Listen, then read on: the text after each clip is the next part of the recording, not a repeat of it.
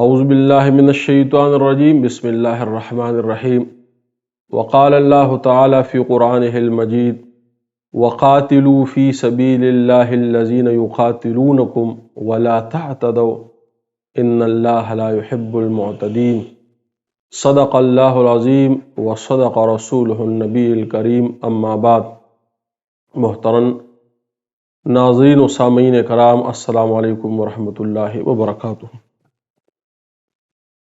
میرے دوستو، آج کا یہ جو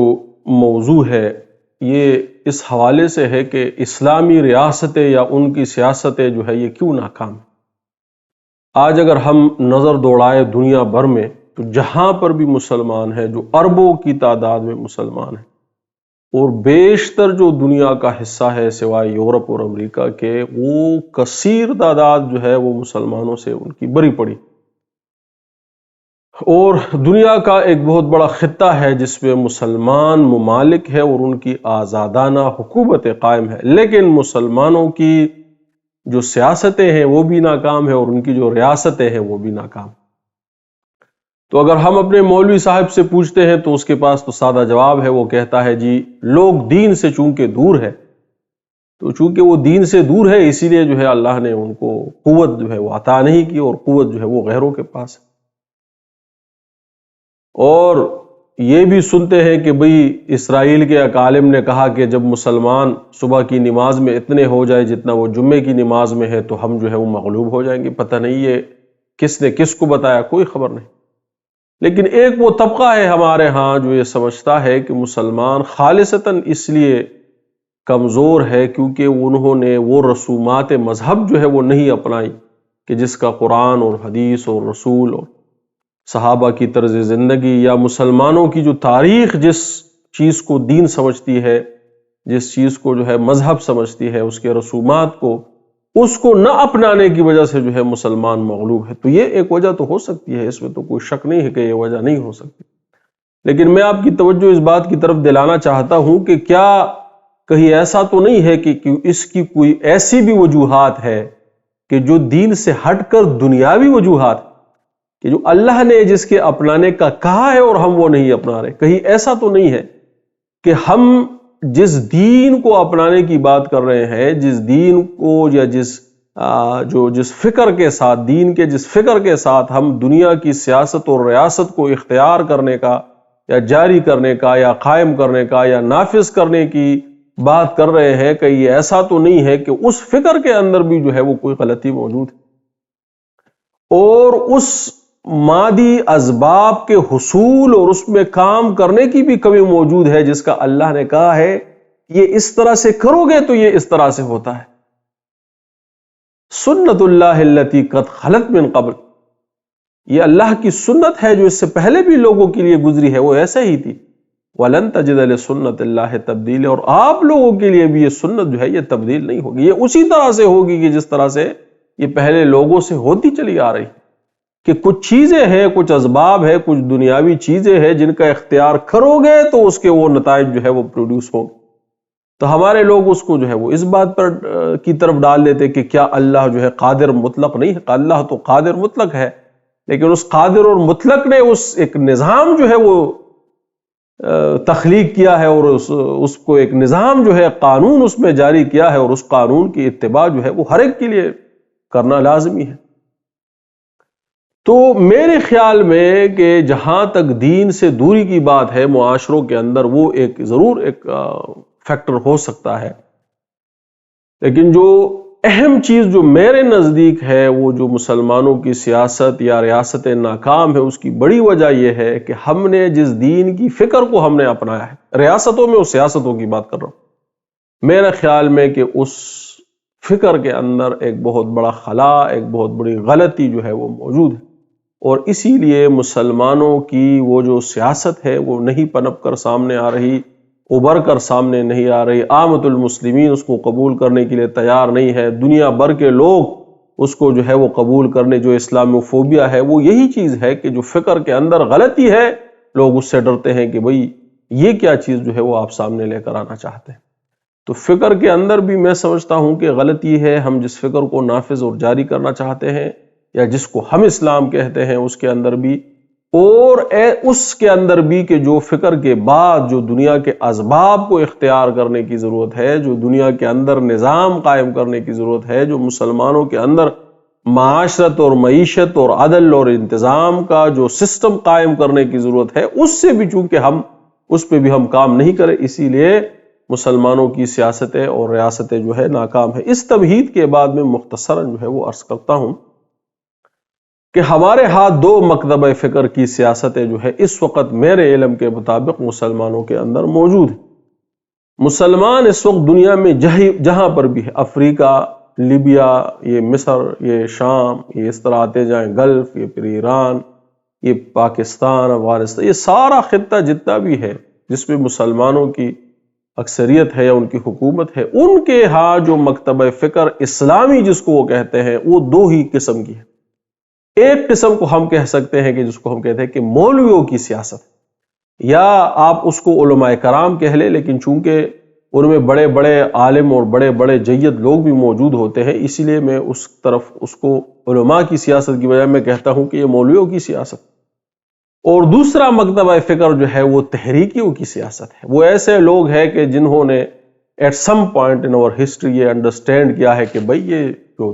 دین ہے یہ کچھ اور تقاضا کرتا ہے، اور اس تقاضے کی بنیاد، جو تقاضا تو ہے وہ تو درست ہے، لیکن اس تقاضے کی بنیاد پر پھر انہوں نے ایسی تحریکیں یا ایسی تنظیمیں یا ایسی آئیڈیالوجیز قائم کی کہ جو میں سمجھتا ہوں کہ اس کے اندر بھی غلطی موجود ہے، اور جب تک ان دونوں مکاتب فکر سے غلطی نہیں نکلے گی تب تک وہ ریزلٹس جو ہے مسلمانوں کی سیاستوں میں، ریاستوں میں اچیو نہیں ہو سکتے، نمبر ایک۔ اور یا یہ کہ مسلمان ان لوگوں کو یا ان کی سیاستوں کو خیربات کہہ کر جو طریقہ ہے زندگی کا، معیشت کا، معاشرت کا اسلامی اصولوں کے مطابق، اس کو اڈاپٹ کرے، اس کو جو ہے نرش کرے، اس کو نشو و نما بخشے، اور اس سے جو ہے اپنی ریاستوں کو قائم کریں، اس سے اپنی ریاستوں کے جو ثمرات ہوتے ہیں اس کو حاصل کریں، اور دنیا کے اندر ایک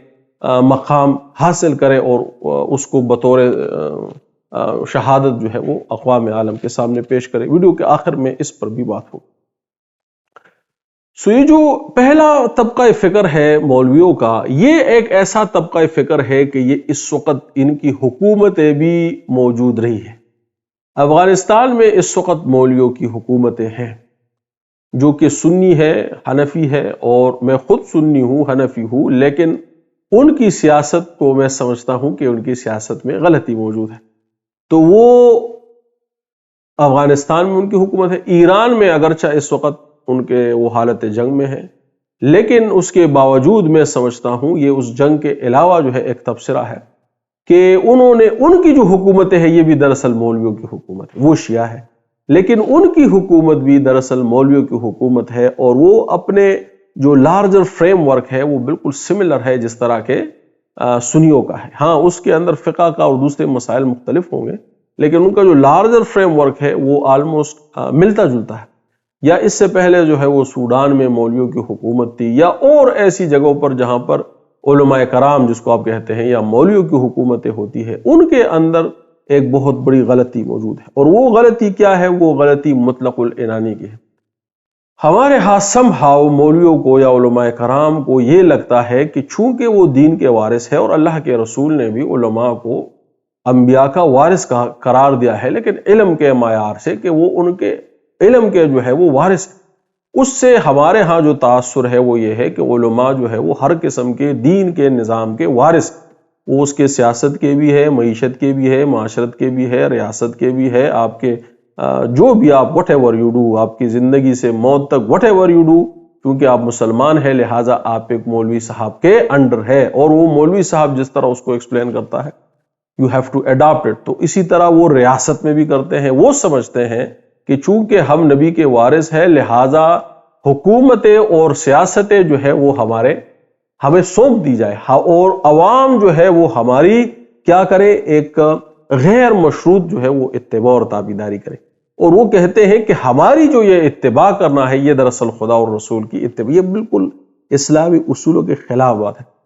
اور ایک وہ یہ کرتے ہیں کہ اپنی حکومت کو خدا اور رسول کی حکومت کہتے ہیں، نمبر ایک، اور دوسرا یہ کہ وہ مطلق العنان حکومت کرتے ہیں، یعنی وہ اس میں عوام کی شمولیت یا رائے دہی کو جو ہے وہ کاؤنٹ نہیں کرتے۔ یہ بات بالکل خلافت جو راشدہ ہے اس کی بالکل خلاف ہے۔ خدا کا نمائندہ جو ہے وہ صرف رسول خدا صلی اللہ علیہ وآلہ وسلم ہوتے ہیں۔ ابو بکر صدیق نے جو پہلے خلیفہ ہے خود کو کبھی بھی خدا کا نمائندہ نہیں کہا کہ میں خدا کا نمائندہ، بلکہ لوگوں کو کہا کہ میں تمہارا نمائندہ ہوں، اگر مجھے غلطی کروں تو میری تم اصلاح کرو، مجھے سیدھا کرو۔ تو انہوں نے خود کو عوام کا نمائندہ قرار دیا ہے کہ میں عوام کا نمائندہ ہوں، لہٰذا انہوں نے کبھی بھی اپنی حکومت یا اپنی خلافت کو خدا کی خلافت نہیں کہا، یا اپنے اتباع کو خدا اور رسول کی اتباع نہیں کہا، بلکہ خود کو مسلمانوں کے دنیاوی امور کا امیر اور ان کی دینی رہنمائی کے لیے امام اور رسول کی اتباع میں خود کو خلیفۃ الرسول کہا ہے، لیکن اپنی حکومتوں کو خدا اور رسول کی حکومتیں نہیں کہا۔ اب آپ افغانستان میں یا آپ ایران میں مولویوں کی حکومتیں دیکھ لیں، کیا وہ خود کو خدا اور رسول، وہ خود کو خدا اور رسول کی حکومتیں کہتے ہیں؟ وہ کہتے ہیں کہ ہمارا اتباع ہی دراصل خدا اور رسول کا اتباع ہے، ہمارا ہی جو قال ہے جو ہم کہتے ہیں یہی خدا نخواستہ دراصل قال اللہ اور قال رسول ہے، اور ہم جس چیز کو نافذ کرتے ہیں وہ دین ہے، اور ہم جس چیز سے روکتے ہیں وہ بدکاری ہے، اس سے جو ہے وہ منع ہو جانا چاہیے، اور ہم جس طرح سے چاہے اس طرح سے دین کو نافذ کرے، اور جس چیز کو چاہے تم سے روک دے، اور یعنی وہ ایک مکمل مطلق العنانی کی حکومت کو جس میں عوام کی کوئی رائے دہی، کوئی شمولیت نہ ہو، اس کو دین اسلام کہتے ہیں۔ حالانکہ یہ صحابہ میں سے جو اولین کی میں نے مثال لی کہ ابو بکر صدیق، عمر فاروق نے تو خود کو یہ بھی کہا کہ تیر کی طرح جو ہے وہ صحابہ نے اسے کہا تو یہ تیر کی طرح سیدھا کر دیں گے۔ کہ آپ سمجھتے ہیں کہ آپ ایران میں اور افغانستان میں کسی افغان طالبان یا ایران میں کسی حاکم کو کہہ سکتے ہیں کہ ہم تم سے سیدھا، وہ آپ اس سے سوال نہیں کر سکتے کہ بھئی آپ نے مجھے کس چیز کی جو ہے وہ سزا دی، یا آپ نے مجھے کس چیز سے جو ہے جرم سے جو ہے وہ پکڑا ہے۔ تو وہ اپنی حکومتوں کو مطلق العنان حکومتیں کہتے ہیں۔ اور دوسری یہ ہے کہ وہ عوام کی شمولیت سے جو ہے وہ بننا پسند نہیں کرتے، اگرچہ انہوں نے بھی ایک کونسل بنائی ہوتی ہے، ایران میں بھی ایک کونسل ہے، افغانستان میں بھی انہوں نے ایک کونسل بنائی ہے، اور اگر ایک امیر فوت ہو جائے گا یا معزول ہو جائے گا تو دوسرا اس کونسل اس کو منتخب کر لیں، کہہ رہے کہ تم حکمران ہو گئے۔ میرے بھائیوں، یہ صحابہ کی اور یہ خلافت راشدہ کے جو امیر کا انتخاب ہے یہ بالکل اس کے خلاف ہے۔ وہاں پر جو صحابہ نے موجود تھے مکہ میں یا مدینہ میں یا جید علماء، وہ دراصل لوگوں کے ریپرزنٹیٹیو تھے، یا قبائل کے بزرگان تھے، یا جید جو ہے وہ صحابہ کرام تھے، بڑے بڑے علماء تھے، اور ان کی رائے دراصل عوام کی رائے تھی، اور ان کا انتخاب دراصل on behalf of the people تھا کہ لوگ جو ہے وہ جب ان کی رائے دی جاتی تھی تو اس کو جو ہے لوگوں کی رائے سمجھا جاتا تھا کہ یہ لوگوں نے اس کو اپنا امیر منتخب کیا ہے۔ تو دراصل امیر کی یا حاکم کی جو انتخاب ہے اسلامی حکومت میں وہ لوگوں کے انتخاب سے ہے، کہ لوگ اپنے اندر سے ایک حاکم، ایک امیر اور ایک امام کو جو ہے، امام شیعہ اور سنیوں میں فرق ہے، امام ان کی جو بھی تعریف ہے I don't know، لیکن امام سے مطلب دین کی رہنمائی کرنے والا شخص، ایک ایسا آدمی جو ان کی دین کی رہنمائی کرتا ہے۔ امیر سے مطلب ہوگا جو ان کی دنیاوی نظام میں، دنیاوی معاملات میں رہنمائی کرتا ہے، اور خلیفہ سے مطلب یہ ہوگا کہ وہ اتباع سنت میں، یعنی قال اللہ اور قال رسول کے اتباع میں جو شخص حکومت کرے گا اس کو خلیفہ کہا جائے گا۔ تو ہمارے ہاں مولوی صاحبان کا یہ حق خیال ہے for some reason I don't know کہ حکومت جو ہے وہ زبردستی سے چھین لینا جو ہے یہ حکومت ہے، اور اس پر پھر قابض رہنا بے شک لوگوں کی منشا کے خلاف ہو، لیکن چونکہ وہ کہتے ہیں کہ ہم حق پر ہیں لہٰذا یہی دین ہے کہ اب ہم جو ہے اس حکومت سے چمٹے رہیں، خواہ لوگ اس کی حکومتوں سے راضی ہو یا راضی نہ ہو، ان کی کارکردگی یا بہتر ہو یا بہتر نہ ہو، وہ لوگوں کو ان کی ضروریات بہم پہنچا سکتے ہو یا نہیں پہنچے، وہ لوگوں کی زندگی میں آسانی پیدا کر سکتے ہیں یا نہیں کر سکتے، لیکن چونکہ وہ کہتے ہیں کہ ہم چونکہ حق پر ہیں، ہمارا قال اللہ اور قال رسول ہے، لہٰذا ہم حکومتوں کے ساتھ چمٹے رہیں گے۔ میرے بھائیو، یہ ایک تباہ کن صورتحال ہے، نہ یہ خدا اور اس کے رسول کا، نہ اصحابہ کرام کا منشا ہے، نہ انہوں نے ایسا کیا، نہ یہ ایسا دین ہے، نہ یہ وہ اصول ہے۔ ہاں، اس کی ظاہری شکل ان کی طرح ہے کہ وہ اسی کی طرح لباس پہنیں گے سادہ، اسی کی طرح نماز، اس کی ظاہری شکل بالکل اس وقت کی طرح ہے کہ جب وہ پرانا وقت تھا، لیکن اس کے جو بنیادی اصول ہے کہ جو میں نے ابھی دو تو کم بیان کیے، وہ جو ہے وہ ان کے اندر موجود نہیں ہے۔ تو ہمارے ہاں جو عام لوگ ہیں وہ اس کو قبول نہیں کرتے، چونکہ وہ سمجھتے ہیں کہ یہ باتیں جو ہے درست نہیں ہے۔ لہٰذا آپ ایسے ممالک میں، چونکہ افغانستان میں تو ایک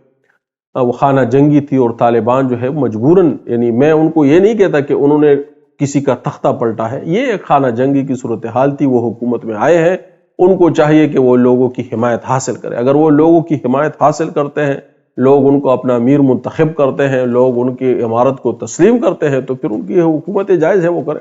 اور ایران میں جو ہے وہ بھی ایک شاہ کے خلاف جو ہے وہ ایک بغاوت کی صورت میں واقعہ پذیر ہوا ہے، لیکن ان کو بھی چاہیے کہ وہ عوام کی شمولیت کو یقینی بنائیں، عام آدمی کی شمولیت کو، اپنے سیاسی کارکنان کی شمولیت جو ہے یہ عوام کی شمولیت نہیں ہوتی، تو عوام کی شمولیت کو یقینی بنائے، اس سے بھی ان کی حکومت جو ہے وہ لیجٹمیٹ ہو جاتی ہے۔ لیکن مطلق العنانی کی حکومت کرنا، یہ حکومت جو ہے یہ اسلام کے اصولوں کے خلاف، اور اس کا جو سب سے بڑا نقصان ہوتا ہے وہ یہ ہوتا ہے کہ ان کے اور عوام کے درمیان ہمیشہ ایک کشمکش موجود رہتی ہے، اور ایسی حکومتیں بے شک 50 سال رہے، 20 سال رہے، 30 سال رہے، لیکن کبھی بھی جو ہے وہ پنپ نہیں سکتی، اس سے اسلامی ریاستیں جو ہے وہ ترقی نہیں کر سکتی۔ وہ لوگ جو ہے اس نظام کے اندر اپنی محنت کو، اپنی جدوجہد کو شامل نہیں کرتے، لہٰذا ہم دیکھتے ہیں کہ ایسی ریاستیں جو ہے ہمیشہ کمزور ہوتی ہے، ان کی سیاستیں، ان کے جو دفاع ہوتا ہے ہمیشہ ولنریبل ہوتا ہے، اور وہ کبھی بھی جو اسلام کا مقصد ہے کہ مسلمانوں کے اندر حکومتیں قائم ہو، بے مثال ریاستیں قائم ہو ہر لحاظ سے،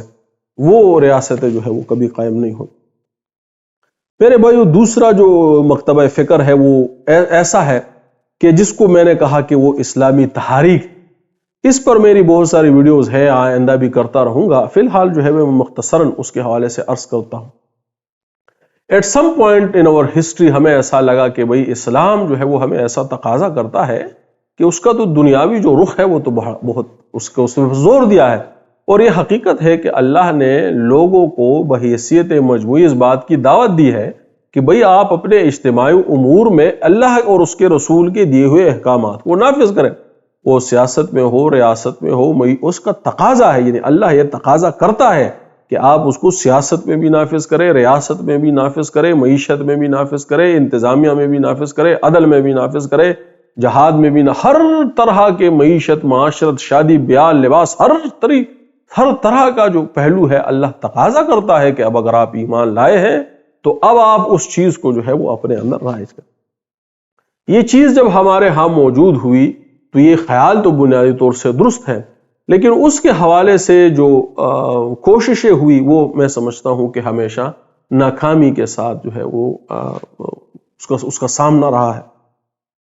اور اب ان تنظیموں کے اندر دو ایسی رخ ہے، ایک وہ ہے کہ جو سیاسی کوششیں، یعنی سیاسی ڈزنٹ مین کہ وہ بیلٹنگ کرتے ہیں، ڈز ناٹ نیسسرلی کہ وہ ووٹ ڈالنے والے سیاست، لیکن سیاسی کا مطلب کہ وہ لوگوں کی شمولیت پر یقین رکھتے ہیں، وہ چاہتے ہیں کہ لوگوں کی شمولیت سے، رضا رغبت سے، اگر نہ ہو تو چلو ایک انقلاب سے، لیکن ایک اسلامی حکومت جو ہے وہ قائم کی جائے اور جو موجودہ نظام ہے اس کو ختم کیا جائے۔ اور کچھ لوگ جو ہے وہ پھر جو ہے وہ انہوں نے پھر اس میں تشدد کا راستہ اختیار کیا، وہ بھی انہی تحریک کی نتیجوں میں تھا کہ انہوں نے جو ہے وہ پھر تشدد کا راستہ اختیار کیا، مصر میں، شام میں، پھر گلف میں، پھر افغانستان میں، اب پاکستان میں، اب ہر جگہ مسلمانوں کے اندر ایک پرتشدد گروہ بھی موجود ہے جو چاہتے ہیں، جو سمجھتے ہیں کہ مسلمانوں کی، چونکہ اللہ تقاضا کرتا ہے ریاستوں کے اور سیاستوں کے قائم کرنے کا، اور ہر کوئی جو ہے وہ یہ نہیں کرتا، وہ بھی ان کے ساتھ ان کا ساتھی ہے، لہٰذا وہ مسلمانوں، غیر مسلمانوں سب پہ اوپر جو ہے وہ سمجھتے ہیں کہ اب ہم پہ جہاد فرض ہے، مسلح قتال جو ہے وہ ہم پر فرض ہے، اور وہ چاہتے ہیں کہ اب ہم ان کے خلاف یہ جدوجہد کریں۔ میرے بھائیوں، اس کے اندر کون سی غلطیاں ہیں، کون سی نہیں ہے، اس پہ میری الگ سے ویڈیوز ہیں، وہ میں ڈالتا بھی رہتا ہوں، مزید بھی ڈالوں گا۔ اس موقع پر میں جو ان کی غلطی جو آپ کی طرف میں آپ کے اس کو موضوع بنانا چاہتا ہوں وہ یہ ہے کہ ان تحریک کا، وہ سیاسی ہو یا عسکری ہو، ان کا یہ خیال ہے کہ دراصل اسلام کا قائم کرنے کا مطلب جو ہے وہ ایک دنیا کے اوپر ایک عسکری تسلط کے قائم کرنے کا نام جو ہے وہ کہتے ہیں کہ یہ اسلام۔ وہ سمجھتے ہیں کہ لفظ خلافت جو ہے اس کا مقصد یہ ہے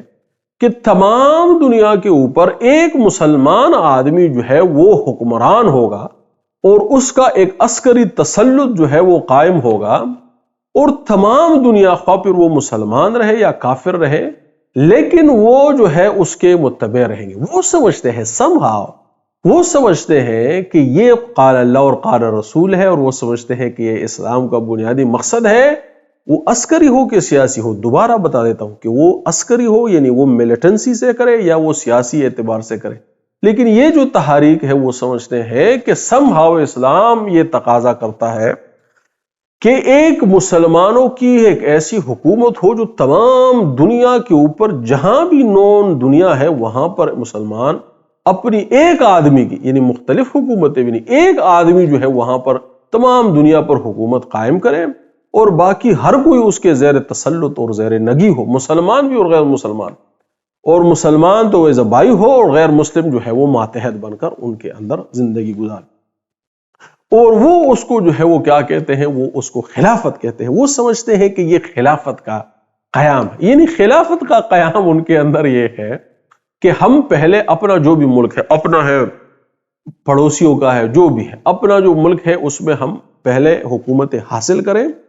اس کے اندر جو غلطیاں ہیں وہ الگ ہے، لیکن پہلے ہم ایک حکومت حاصل کریں، ریاست قائم کریں، اور اس کے اوپر اس کے بعد ہم پوری دنیا میں جو ہے وہ پھیل جائے، اور ہم جو بھی ہے انڈیا ہے اس پہ بھی حملہ کرے، ایران پہ بھی کرے، مسلمانوں پہ بھی کرے، کیونکہ ہمارے نزدیک ان کا نظام ٹھیک نہیں ہے، ان پہ بھی کرے، ادھر بھی کرے ادھر، اور پوری دنیا پر جو ہے وہ ایک آدمی کی حکومت قائم ہو جائے جو مسلمان ہو. اور وہ سمجھتے ہیں کہ یہ سمہاؤ خلافت کا نظام ہے. میرے بھائیوں، میں نے ایک ویڈیو بنائی ہے جس میں نے عرض کیا ہے کہ خلافت کے 4 معنی جو ہے وہ اس وقت مسلمانوں کے اندر موجود ہے، اور جو قرآن اور حدیث سے میں نے سمجھے ہیں وہ 3 معنی ہے جس کو میں نے اس ویڈیو میں بڑی تفصیل کے ساتھ بیان کیا ہے. وہ میں نے ابھی اپلوڈ نہیں کی، وہ میں انشاءاللہ اس ویڈیو کے بعد کوشش کروں گا کہ اس کو اپلوڈ کر دوں. میرے بھائیوں، یہ جو ہم کہتے ہیں کہ مسلمانوں کے وہ تمام دنیا پر چونکہ حکومت کرے گا، لہٰذا اس سے وہ اسلامی فوبیا جو ہے وہ جنم لیتا ہے. یعنی میں آپ سے یہ سوال کرتا ہوں، اس کے جو فکری مباحث ہے اس سے ہٹ کر اس کی سیاسی تو رخ پر بات کرتے ہیں. یعنی اگر آپ کا یہ خیال ہے کہ ایک مسلمانوں کی حکومت اگر قائم ہو جائے اس کے بعد ہم نے انڈیا پر حملہ کرنا ہے، تو آپ مجھے بتائیے کہ اسلام کا تقاضا یہ عسکری تسلط ہے یا اسلام کی اشاعت؟ یعنی یہ دین کی اشاعت کرنا یہ اسلام کا تقاضا ہے کہ کسی بھی جگہ پر ایک عسکری تسلط کا قائم کرنا جو ہے وہ خدا اور اس کے رسول کا تقاضا ہے؟ میری سمجھ کے مطابق، قرآن اور حدیث کے مطابق، صحابہ کے طرز عمل کے مطابق، اسلام کا مقصد دین کی اشاعت کرنا ہے، دین کو لوگوں کے سامنے پیش کرنا ہے تاکہ لوگ اس ہدایت کو قبول کریں. یہ رسول اللہ صلی اللہ علیہ وسلم کی سیرت مبارکہ ہے، نہ کہ لوگوں کے اوپر عسکری. یعنی ہمارے ہاں یہ تنظیمیں کہتی ہیں وہ بے شک مسلمان نہ ہو، لیکن عسکری طور سے، سیاسی طور سے ہم ان کے اوپر جو ہے وہ غلبہ حاصل کریں گے اور ان کو اپنے زیر تسلط لائیں گے. اس کا نقصان یہ ہے کہ دنیا میں جتنی بھی اقوام ہے وہ ہم سے ڈرتی ہے، جس کو آپ اسلاموفوبیا کہتے ہیں، اور وہ جنونلی یہ سمجھتی ہے کہ یہ مسلمان جب بھی ان کو قوت ملے گی یہ ہماری تہذیب کو، ہمارے کلچر کو، ہمارے وے آف لائف کو ختم کریں گے، ڈسٹرائے کریں گے. بلکہ صرف یہ بھی نہیں، مسلمان بھی اس سے ڈرتے ہیں. مثال کے طور پر افغانستان میں طالبان کی حکومت آ گئی تو اب وہ یہ کہتے ہیں کہ اب پاکستان میں بھی یہ ہم رائج کریں گے. یعنی کوئی یہ تو دین ہے، اس کی یہ تو باؤنڈریز نہیں ہے، یہ تو تمام دنیا پر چونکہ رائج ہوگی، یہ خلافت ہے، لہٰذا پاکستانیوں کا جو ہے وہ سسٹم بھی غیر مسلمانوں کی طرح ہے، یہ بھی جو ہے وہ انگریزوں کی طرح زندگی گزارتے ہیں، معیشت، لہٰذا اب ہم ان پر بھی حملے کریں گے. تو یہ جو تنظیمیں ہیں وہ عسکری ہو کہ سیاسی ہو، ان کا مسئلہ یہ ہے کہ وہ سمجھتے ہیں کہ اب جب ہم حکومت حاصل کر لیں تو اب ہم تمام دنیا پر جو ہے اس کو، حالانکہ یہ کہیں پر بھی خدا اور اس کے رسول کا منشا اور تقاضا نہیں ہے. اور وہ جو ویڈیو ہے کہ کیا خلافت کے کتنے معنی ہیں، اس میں میں نے مختلف جو خلافت کے معنی نکلتے ہیں وہ ایکسپلین کیے ہیں، اور میں نے یہ بھی ایکسپلین کیے ہیں کہ جو حکومت مسلمانوں کے اندر قائم ہوگی اس کے اندر خلافت کا کیا معنی ہے. میرے بھائیوں، مختصراً میں، لیکن چونکہ اب میں نے یہ اعتراض کیا ہے اس لیے میرے ضروری یہ ہے کہ میں اس کے متعلق جو ہے وہ قرآن سے ان کا جو استدلال ہے اس کو بیان کروں اور اس کے متعلق مختصراً اپنی رائے سے آپ کو آگاہ کروں. میرے دوستو، پہلی جو آیت ہے جو سورہ توبہ کی آیت ہے جس کو وہ بیان کرتے ہیں، اور یہ میں سورہ توبہ پر بھی جو ہے ویڈیو بنا چکا ہوں، کہ سورہ توبہ جو ہے یہ ان مخصوص حالات میں اس رسول صلی اللہ علیہ وآلہ وسلم کے لیے، اس جماعت کے لیے جو آپ کے ساتھ تھی، ان مخصوص حالات میں اللہ نے آپ کو کہا کہ اب کے بعد یہ جو مہینے گزر جائے تو اب آپ جو ہے ان سے جنگ کریں، اب آپ ان سے جو ہے وہ معاملہ ختم کریں۔ اور قرآن نے یہ واضح طور سے کہا ہے کہ یہ عذاب ہے جو میں آپ کے ہاتھوں سے ان کو دلوا کر رہوں گا۔ بہرحال اس پہ میری ویڈیو ہے، اور یہ جو اس ویڈیو کے بعد یہ جو خلافت کی ویڈیو ہوگی اس کے بعد جو ہے میں کوشش کروں گا کہ اس کو اپلوڈ کر سکوں، جس پہ میں نے بڑے طریقے سے پوری کی پوری جو آیات ہے مفسرین کرام کی رائے کے ساتھ جو ہے اس کو عرض کیا۔ لیکن پہلی جو آیت، چونکہ مختصراً بات کرنی ہے آج، تو اس حوالے سے میں آپ کو بتا، پہلی جو آیت ہے اس میں وہ بیان کرتے ہیں کہ جب اللہ کہتا ہے کہ فَإِذَا انْسَلَخَ أَشْهُرُ الْحُرُمُ فَاقْتُلُوا الْمُشْرِكِينَ حَيْثَ وَجَدتُّمُوهُمْ وَاحْصُروهُمْ وَاحْصُرُوهُمْ وَاقْعُدُوا لَهُمْ كُلَّ مَرْصَدٍ فَإِنْ تَابُوا وَأَقَامُوا الصَّلَاةَ وَإِيتَاءُوا الزَّكَاةَ فَخَلُّوا سَبِيلَهُمْ إِنَّ اللَّهَ غَفُورٌ رَحِيمٌ۔ یعنی اللہ رب العزت کہتا ہے مسلمانوں سے، رسول خدا سے، کہ جب یہ حرمت والے مہینے گزر جائے تو بس پھر مشرکین کے ساتھ کیا ہے آپ کی جنگ، پھر آپ ان کو قتل کرے، آپ ان کو پکڑے، آپ ان کو قید کرے، یہاں تک کہ وہ کیا کرے، آپ کے ساتھ جو ہے وہ اس بات کو تسلیم کر لیں، توبہ کرے، نماز قائم کرے، زکوٰۃ قائم کرے۔ اس میں تو اور تفصیل موجود ہے، لیکن یہ ایک آیت ہے جس کو بیان کیا جاتا ہے کہ اب رسول خدا کو حکم ہے، اور رسول خدا کے بعد تمام مسلمانوں کو حکم ہے کہ جو بھی مشرک ہے اب اس کے ساتھ وہ کیا کرے، لڑائی کرے، اب اس کے ساتھ جنگ کرے۔ میرے بھائیوں، میری ناقص طالب علمانہ رائے کے مطابق یہ اسی مخصوص حالات کے لیے اس وجہ سے ہے کہ رسول خدا نے صرف چند مشرکین کے علاوہ کسی کو قتل نہیں کیا۔ یعنی مکہ میں جو مشرکین آپ کے خلاف تھے، جو کفار تھے، جنہوں نے دین کے راستے مسدود کیے، آپ کو گھروں سے نکالا، آپ کو تکلیفیں دی، آپ کے ساتھ جنگ کی، خود رسول خدا نے اس آیت کے باوجود کسی کو قتل نہیں کیا، بلکہ ان کو، ان کے گھروں کو جو ہے دارالامان قرار دیا کہ جو اپنے گھروں میں رہے اور کنڈیاں لٹکا لے، اس کے لیے جو ہے وہ امن ہے، یعنی جو ہم سے نہ لڑے اس کے لیے جو ہے وہ امن۔ تو یہ ایک ایسی آیت کہ جس پر خود رسول خدا نے مکہ کے اندر جو ہے عمل درآمد نہیں کیا، یہ کیسے ہو سکتا ہے؟ اگر اس کا مراد لوگوں کو یا مشرکین کو قتل کرنا تھا تو سب سے پہلے رسول خدا اس کے حوالے سے تمام مشرکین کو سناتے کہ اب حکم خدا کا یہ ہے کہ تمہیں قتل کیا جائے، لہٰذا آپ اس کو، لیکن اس کی بجائے آپ نے لوگوں کو کہا کہ آج کے دن تمہارے اوپر لا تثریب علیکم اليوم، کوئی جو ہے وہ سختی یا انتقام نہیں ہے، بس اپنے گھروں کو آرام سے جاؤ، تمہارے اوپر امن۔ اس آیت کے تحت جب صحابہ نے مجوسیوں کو فتح کیا تو کسی مجوسی کو جو ہے وہ قتل نہیں کیا، حالانکہ وہ اہل کتاب نہیں تھے، وہ مشرکین تھے۔ کسی ایک مجوسی کو صحابہ کرام نے اس آیت کے تحت قتل نہیں کیا۔ تو یہ کہنا کہ یہ آیت جو ہے مشرکین، یعنی جو بھی مشرک ہو، بت پرست ہو، اس کے قتل کا حکم ہے قرآن میں، یہ بالکل غلط ہے۔ نہ رسول خدا صلی اللہ علیہ وسلم نے ایسا کیا کہ جو آپ سے نہیں لڑا، آپ نے، میں نے شروع میں آیت تلاوت کی، اللہ نے کہا کہ لڑو ان سے جو تم سے، یہ اصول ہے قرآن کا جہاد کے لیے، جو تم سے لڑتے ہیں، اور کسی کے اوپر حد بالکل جو ہے خبردار اسراف یا اس میں حد سے نہیں گزرنا، اللہ اس کو قبول نہیں، پسند نہیں فرماتا۔ یہ اصول ہے لڑائی کا۔ اور یہ جو آیات ہے یہ ان مشرکین کے لیے تھی جو آپ کے راستے مسدود کرتے، اور پوری تاریخ ہے، مسلمانوں کو معلوم ہے، غیر مسلموں کو بھی معلوم ہے یہ آیات ان کے حوالے سے۔ تو نہ اس آیت کے تحت رسول خدا نے اپنی زندگی میں کسی کو قتل کیا، نہ صحابہ نے کسی مشرک کو جو ہے وہ قتل کیا، اور نہ ہی کبھی اس کی تعلیم دی، یعنی ایک لفظ کبھی آپ نے اپنی زندگی میں نہ صحابہ سے ثابت ہے کہ کسی کو کہا ہو کہ کیونکہ اللہ نے یہ آیت اتاری ہے لہٰذا جو شخص بت پرست ہو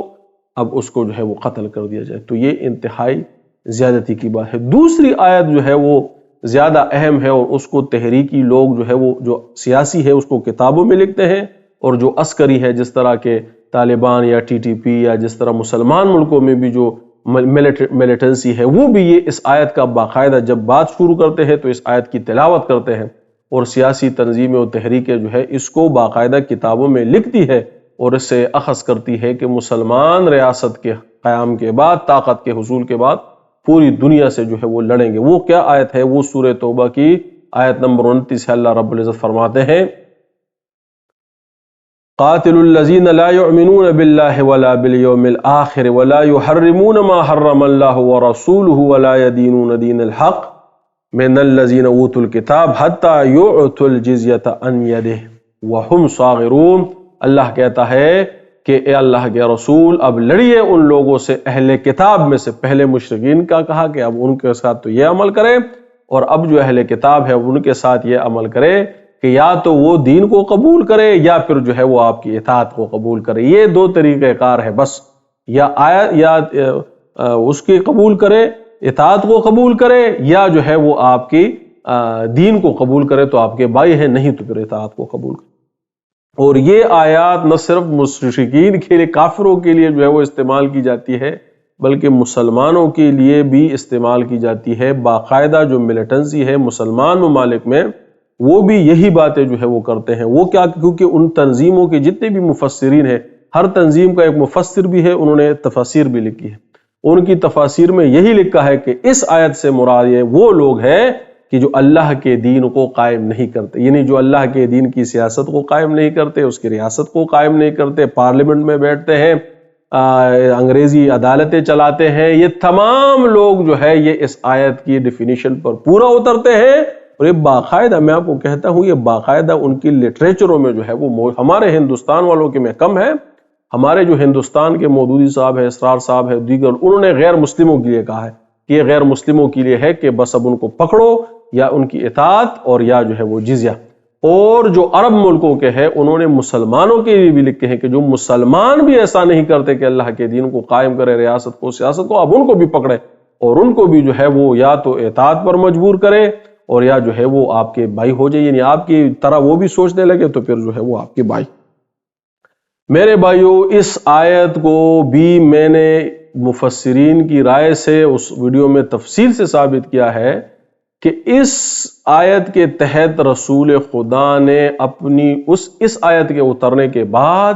آپ تقریباً 2 سال اور چند ماہ جو ہے وہ ظاہری حیات میں اس دنیا میں موجود رہے، جلوہ افروز رہے۔ آپ نے کبھی بھی ایک لفظ اس آیت کے حوالے سے مسلمانوں کو نہیں کہا کہ اب جا کر جو ہے یا روم پر حملہ کیا جائے یا غیر مسلموں پر جو ہے وہ حملے کر دیا جائے۔ یعنی آپ نے کبھی بھی 2 سال آپ جلوہ افروز رہے، اس دنیا میں حیات رہے اور چند مہینے، اور ایک دفعہ بھی آپ نے اپنے زبان مبارک سے یہ نہیں ارشاد فرمایا کہ اب اللہ کا حکم ہے کہ جاؤ اور اب غیر مسلم حکومتوں پر جو ہے وہ چڑھائی کر دو اور وہاں پر جو ہے لڑائی کرو،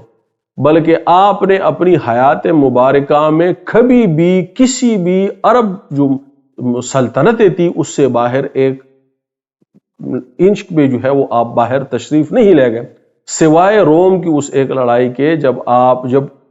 جنگ موتا وہ اس ویڈیو میں تفصیل سے ہے، جنگ موتا کا واقعہ ہوا، اس کے بعد انہوں نے مسلمان شہید ہوئے، پھر انہوں نے بلڈ اپ کیا بارڈرز پر۔ یہ ہرکلیس کا بھائی تھا، یہاں پر گورنر تھا شام کا، یہ علاقے اس کے پاس، اس نے بلڈ اپ کیا، مسلمان جو ہے وہ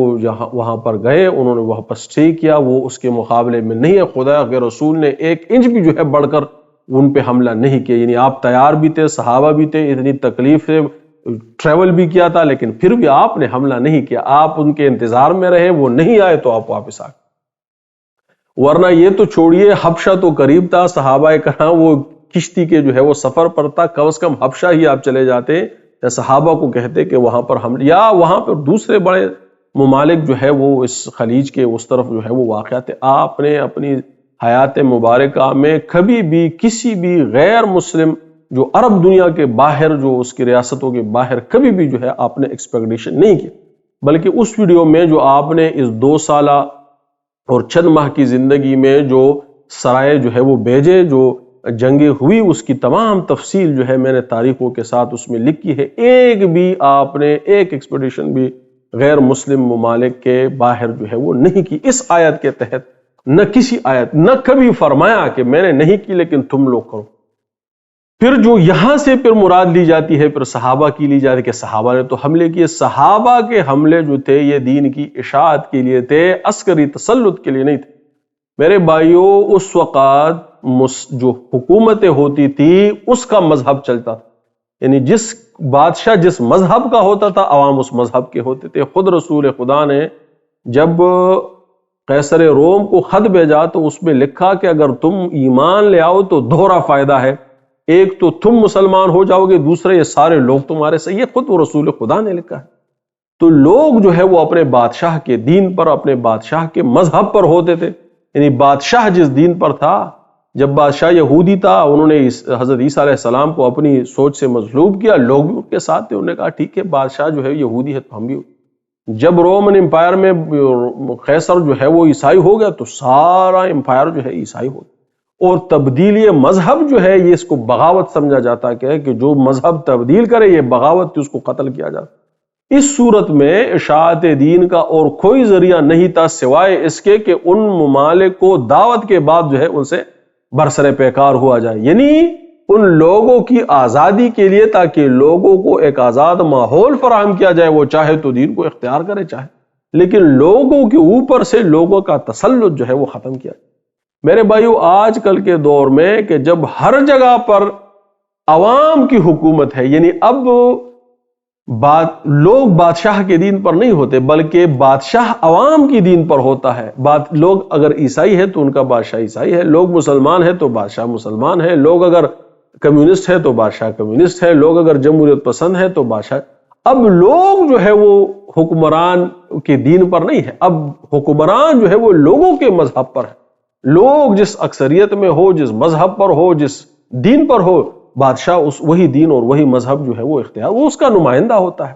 تو لوگ اپنے نظاموں کے ماتحت نہیں ہے، نظام جو ہے وہ لوگوں کے ماتحت ہے. لہٰذا اب یہ موقع ہے کہ دین جو ہے وہ اپنایا جائے اور اس کو جو ہے لوگوں کے سامنے پیش کیا جائے کہ بھئی یہ دین ہے، یہ خدا کا قانون ہے، یہ اس کا اصول ہے، یہ اس کے ثمرات ہے، ہمیں بھی حاصل ہے، تم بھی اس کا اتباع کرو. لیکن یہ ان کو بورک لگتا ہے. کیوں؟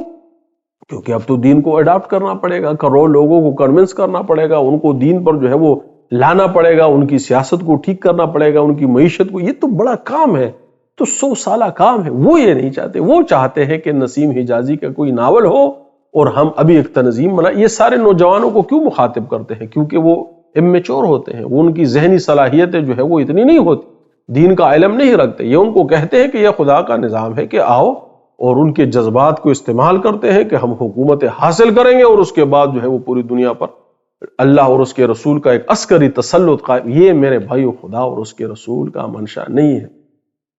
تو یہ نہ قرآن میں ثابت ہے، نہ حدیث سے، نہ صحابہ کی طرز زندگی سے کہ محض عسکری تسلط قائم کرنے کے لیے لوگوں کے اوپر جو ہے وہ حکومتیں قائم کی جائے، بلکہ لوگ اپنی رائے میں آزاد ہے. آپ ان کو ہم خود قبول نہیں کرتے تو لوگوں کو کیا دعوت دیں گے؟ لیکن چلے اگر آپ کی بات مان لے تو لوگوں کو پیش کریں تاکہ وہ اسلام کو قبول کرے. اسی کے لیے ان سے جنگ کرنے سے زیادہ بہتر ہے کہ ان کے ساتھ مسلمانوں کے تعلقات بڑھے، تجارت بڑھے، آمد و رفت بڑھے، وہ مسلمانوں کو دے کے اس سے متاثر ہو دین اسلام. لیکن چونکہ ہم نے خود اڈاپٹ نہیں کرنا، ہم تو کیونکہ خود اڈاپٹ نہیں کرنا، یہ تو بڑا مشکل کام ہے نا. اب دین اسلام کو کون اڈاپٹ کرے؟ تو ہم چاہتے ہیں کہ نہیں، بس قبضہ کریں تو معیشت بھی اس طرح ٹھیک ہو جائے گی، ان کے ریسورسز ہم قبضہ کر لیں گے، ہماری معیشتیں بھی جو ہے وہ تگڑی ہو جائیں گی، ان کے سارے ریسورسز ہمارے پاس ہوں. تو میرے بھائیوں یہ اور یہ جو خلافت کا تصور ہے یہ مسلمانوں کے اندر درست نہیں ہے. مسلمانوں کے اندر جو انہوں نے خلیفہ کا مقصد لیا ہے کہ پوری دنیا پر ایک، یہ تاریخ مسلمانوں کی تاریخ میں بھی کبھی نہیں ہوا. ہاں صرف جو ہے وہ حضرت عثمان رضی اللہ عنہ تک تھا کہ وہ بھی صرف جو مسلمان تھے، نون جو مسلمس کنٹری تھے، وہ ان کے خلیفہ تھے، کیونکہ وہ سارے انہی کے تحت جو ہے وہ فتح ہوئے تھے، لہٰذا وہ ان کے امیر تھے. لیکن خود حضرت عثمان رضی اللہ عنہ کے بعد بھی جو ہے ایک خلیفہ جو ہے وہ سارے مسلمانوں کا نمائندہ نہیں رہا. یعنی یہ جو خلافت کی بات کرتے ہیں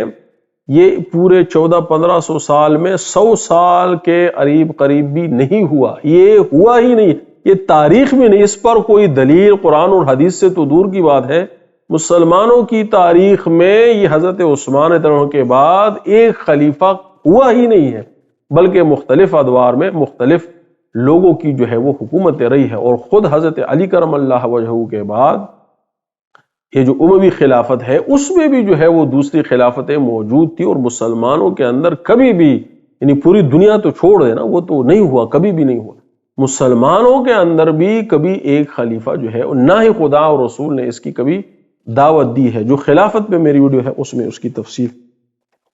تو میرے بھائیو، پھر یہ کیا ریاست کا مقصد ہے؟ تو یہ وہی ہے کہ اللہ نے کہا کہ اگر آپ ایمان لے آئے، منکم وعملوا الصالحات لیستخلفنہم فی الارض، تو میں تم کو خلافت دوں گا اور تمہیں تمکین فی الارض دوں گا اور تمہارے امن کو دور کر دوں گا۔ معذرت چاہتا ہوں، میں جب یہ باتیں کرتا ہوں پھر لوگ کہتے ہیں جی آپ صرف تنقیدی باتیں کرتے ہیں بھائی، اور کہتے ہیں کہ آپ لوگوں کی جو رہی کی صحیح سیاسی کوششیں ہیں آپ ان کو بھی جو ہے وہ دور کرتے ہیں کہ مسلمانوں میں سیاسی کوششیں ہی نہ ہو۔ بھائی یہ غلطیاں ہیں، اس کو جب تک دور نہیں کیا جائے گا، مسلمانوں کی سیاست کو کس طرح سے استوار کیا جائے؟ جب تک وہ بنیادی فکری غلطیاں، سیاسی غلطیوں کی تو بات ہی نہیں ہے، جب تک وہ بنیادی فکری غلطیاں مسلمانوں کے اندر سے، ان کی فکر سے دور نہیں کی جائیں گی، کیسے مسلمانوں کی سیاست کو کن بنیادوں پر استوار کیا جائے گا؟ تو میری یہ جو کوشش اس وقت ہے، یہ جو ویڈیوز جو میں تفصیلی بنا رہا ہوں، اس کی وجہ یہ ہے کہ میں یہ کوشش کر رہا ہوں کہ مسلمانوں کے اندر اس فکری سوچ کو ابھارا جائے کہ جو واقعتاً قرآن اور حدیث سے ثابت ہے، صحابہ کی سیرت سے، رسول کی سیرت سے، صحابہ کی طرز عمل سے ثابت ہے، اور اس پر مسلمان اپنے سیاسی نظام کو جو ہے وہ بنائے۔ اور وہ نظام ہے امیر کے، اس میں جو بڑی بڑی چیزیں ہیں وہ امیر کا انتخاب ہے کہ وہ ان کے دین کا اور ان کے دنیاوی معاملات کا نگہبان ہو، امیر بھی ہو، امام بھی ہو، اور اس کی حکومت جو ہے وہ شرائط دین سے ہو، لہٰذا وہ خلافت بھی ہو۔ یہ خلیفہ لوگ منتخب کریں، اپنی جان و مال، اپنی عزتیں، اپنی دنیاوی اور دینی امور اس کے حوالے کرے، وہ آدمی جو ہے قال اللہ اور قال رسول کے مطابق جو ہے اس میں فیصلے کرے۔ یہ اس کا ایک سب سے پہلا مظہر ہے، یہ مسلمانوں کی سیاست کا۔ اور اگر لوگ اس کے طرز عمل کو غلط پائے تو اس کو جو ہے یا ہٹائے یا اس کو یہ ان اختیار ان کے پاس ہونا چاہیے، اور وہ آدمی ایک انیبلنگ انوائرمنٹ کریٹ کرے، وہ ان کو مار پیٹ نہ کرے کہ تم نے چہرہ کیوں نہیں ڈھانپا، ان کو ایک ایسا انیبلنگ انوائرمنٹ دے کہ جس میں وہ دین کے ثمرات سے خوشحال ہو، محظوظ ہو، اور اس کلچر کو، اس اسلام کے تمدن کو اپنی خوشی سے جو ہے وہ اڈاپٹ کرے، اس کو جو ہے وہ اس کو پائے۔ پھر مسلمانوں کی معیشتوں کی بڑھوتریاں کرے، اس میں جو ہے وہ ہمارے ہاں تو سسٹم ہی، وہ کہتے ہیں کہ دین کی معیشت کا مقصد ہی جو ہے دنیا کا، بھائی کھانے کا کیا مقصد ہے؟ کھانے کا مقصد اپنی جسم کو توانائی دینا ہے، اپنی بھوک کو مٹانا ہے۔ معیشت کا مقصد لوگوں کی احتیاجوں کو دور کرنا ہے، ان کی معاشی ضروریات کو پورا کرنا ہے، ان کے اندر خوشحالی اور ان کی بڑھوتری اور نشوونما کرنی ہے۔ تو یہ اسلام کا سب سے بڑا جو ہے مقصد ہے۔ اس پہ میری کئی ویڈیوز موجود ہیں۔ ان کے اندر انتظام کا سسٹم کرے، جو حکمران جو ہے وہ عوام کے غلام ہو، ان کے نوکر ہو، اور وہ عوام جو ہے ان کے حاکم ہو حقیقت میں، اور وہ ان کے جو ہے وہ خام آئے۔ جہاد ہو تو دین کے، دنیا کا دفاع جو ہے یہ ہر کوئی کرے گا، ہندو اپنا دفاع کرے گا، مسلمان اپنا دفاع کرے گا، ہر کوئی، امریکہ اپنا دفاع کرے گا، اسرائیل اپنا دفاع، ایران اپنا دفاع کرے گا۔ یہ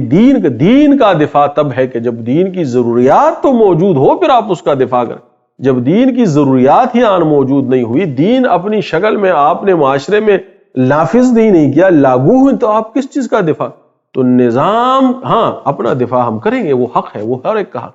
لیکن جہاد جو فی سبیل اللہ ہے وہ تب ہے کہ جب دین کے راستے مسدود کیے جائے، اسلام کے راستوں کو روکا جائے، اسلام کے اوپر، پھر جو ہے وہ جہاد ہے پھر اس کے لیے۔